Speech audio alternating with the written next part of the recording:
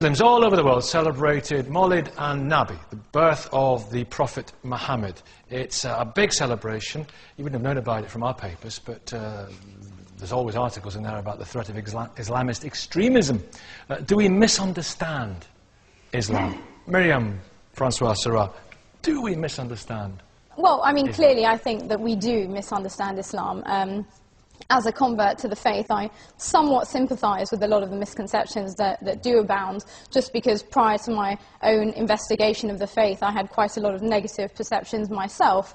And it really does take some effort to get past sort of what's widely held to be truths about the faith to really understanding it. So I find that the misconceptions can vary from what I'd call the relatively innocuous, not realising that Allah is just the Arabic word for God and not the idea that Muslims somehow worship some sort of moon god, to you know, the sometimes sympathetic stroke, slightly patronising assumption that all Muslim women need liberation from Western feminists or even Western armies, through to, unfortunately, things like 51% of Britons polled thinking that Islam is responsible for, you know, the July 7th bombings. So there's kind of a huge range of misconceptions in the broader we as a society, and then within the Muslim community there are a whole set of misconceptions, and I think... And dangerous interpretations. There are fringe movements. It's part of the problem that it is the, you know, unlike the Bible, it is believed to be absolutely the received word of God to the Prophet Muhammad, and so, and some of the verses seem, to outsiders perhaps, to be pretty unambiguous. You mentioned women there. Yeah. I mean, if I can just read out a couple on women. Surah 2:223. Your wives are your field. Go in, therefore, to your field as you will. And Surah 4:38. Men are in charge of women because Allah hath made the one of them to excel the other.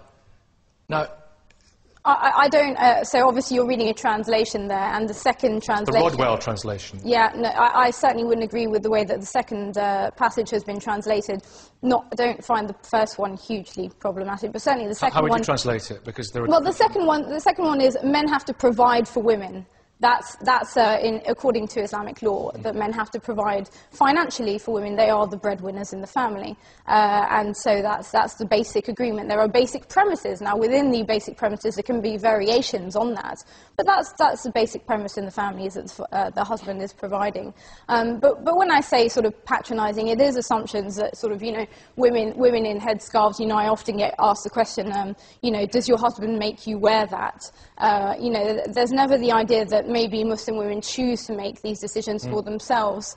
And certainly there isn't the understanding, like Sarah Joseph, the editor of ML magazine, recently wrote that for her, coming from the modelling agency, putting on the headscarf was her equivalent of what burning bras and shaving heads was to previous generations of feminists. The headscarf is something, we've discussed it before, no doubt we'll have discussed it again, what the general situation of Islam being misunderstood. Shiva, you were a political prisoner in Iran, weren't you, for 3.5 years.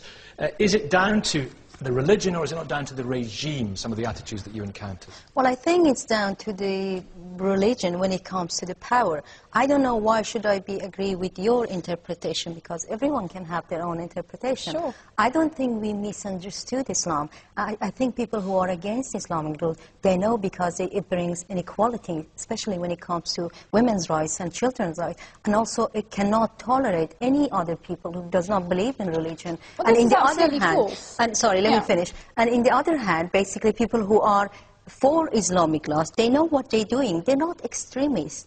I mean, when there's a difference between individuals believing, my parents are Muslim, they believe in Islam, but they're not for Islamic rules on the power. When Islam comes on the power, that's what happened. They issue fatwa. Look at Iran's and Afghanistan situation. Lots of examples that you can see there, that actually when Islam is there, I have read Quran. My parents are Muslim. I was proud of that. I know what it feels like to live under the Islamic laws. I've been in prison for the same reason. What was it like for you as a woman then? Well, as a woman, and how did they justify it Quranically? Well, despite what people think, Iran is not an Islamic country in a way. Many of them are Muslim, but they're not for Islamic laws. As a woman there, I was very young that I was kicked out of the school just because I wasn't wearing the hijab as they wanted me. It's not just that one. You see your parent, your mom, deprived from getting divorced because they don't get the custody of their children. I haven't seen my mom for 10 years. You know why? Because the government, according to Islamic law, the wife has to have the permission of the husband to get out of the country. This is where differences of opinion come in, and this is the problem, isn't it? We have to be clear here. There is variation within the Muslim community, and there are more extreme interpretations of Islamic law. And I condemn anybody who forces you to wear a headscarf, just as I condemn anyone who forces me to remove it. You cannot assume that everybody holds the Iranian interpretation of Islamic law. It's just not true. Can I say something? There is a difference between you living in Britain, choose to wear hijab, and the law of the country, which is Islam. That's a total different. When you go like this on the street of Tehran, they would shoot you. That's not a choice. I'm sorry. Okay, but you have to understand, I know that you're coming from the Iranian context. I work, for example, on Morocco, and most people don't realise that Morocco is technically an Islamic state. But the state it's technically an Islamic state. Yes, it's technically an Islamic state. It refers to Sharia. Every single law has to be passed through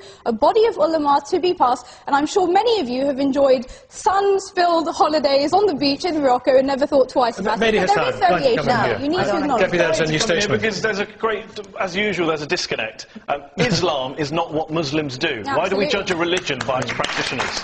There are lots of mad Muslims, just there are lots of mad Christians, Jews and Hindus. I don't judge Christianity on the basis of what George W. Bush did in his 8 years as President of America. I don't see why Islam should be judged on the basis of what some Muslims do. And just to answer your specific question, which is Islam misrepresented in Britain? No doubt about it, and mainly by my colleagues in the misunderstood. Well, it is misunderstood because, unfortunately, my colleagues in the media make sure that's the case. You look at newspaper coverage of Islam today. There was a study done by Cardiff University.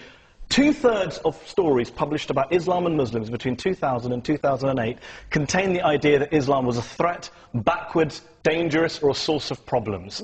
The most common adjectives used about Muslims in the press were extremist, militant, radical, fundamentalist, fanatic. It is open season on Muslims in the press. Journalists can now say things about Muslims that they would never dream of saying about blacks, gays, or Jews, and it is a scandal. Absolutely. I'm sorry, that's complete nonsense. Actually, the press dance around Islam. They won't say things about Muhammad that they would say about Jesus. They won't say things about Allah that they do say about Jehovah. They dance around Islam. They won't deal with it at all. My real problem, and I think the point I want to make, my real problem is, yes, as a society and as a government, we hugely and dangerously misunderstand Islam. Why? The reason why we misunderstand it, you'll have heard, everybody knows about the Preventing Violence Extremism. The government is pouring millions of my money and your money into this project simply to stop the violent extremists. Yet there are extremists, Muslim extremists out there who actually would make the BNP look quite reasonable people, and they're receiving money from our government. Why? Because our government is not understanding it. Isn't that the key point? I think the vast majority of Muslims are not extremists. Yeah. The vast majority are not extremists, and yet we don't hear from the vast majority. Exactly. We hear on the front, perhaps you should pick up a newspaper, we hear on the front pages of the Mail Express and the Sun, Anjum Chowdhury, who represents, what, 0.01% of Muslims? We don't hear from the majority who eschew violence, we hear a huge amount from the Muslim Council of Britain. We hear a huge amount of the East London Mosque. No, they're not violent, but they are extreme. And their views are extreme. I think you're extreme. I'm a normal Western. Let me finish my point. Let me finish my point. I think you're both having to beg to differ with each other. I don't think you'll be having lunch after the programme, the two of you. Shiva. Or maybe that would be the answer to things. Beverly, I know in a minute, but Shiva, you want to come back? Can I just give you a point? Can you give me an example that Islam come to the power and not abusing, especially women's rights and human rights? I mean, I think you're mixing up individual right to believe in Islam and Islam as a state is two different things. I'm not against individual Islam. I'm saying wherever Islam comes to the power, that's what happened to people in Iran, Afghanistan and other Okay, well that's an interesting question. Let me kind of rephrase that question for your views. Where in the world then is it best practiced in your mind? Well, I think I'd just like to clarify that obviously we're looking at, in the Muslim world, primarily post-colonial states and third world countries. And third world countries generally don't tend to have the most open, liberal and free societies in which you are able to enjoy the rights that people enjoy in this society. So to apply the frame of reference that we have here, there is problematic. Now, I would Malaysia, women are high up in Malaysia, aren't they? There are many women in Parliament in Malaysia, and I think if we had some Malaysian or Indonesian female activists here, they'd certainly have a thing or two to say.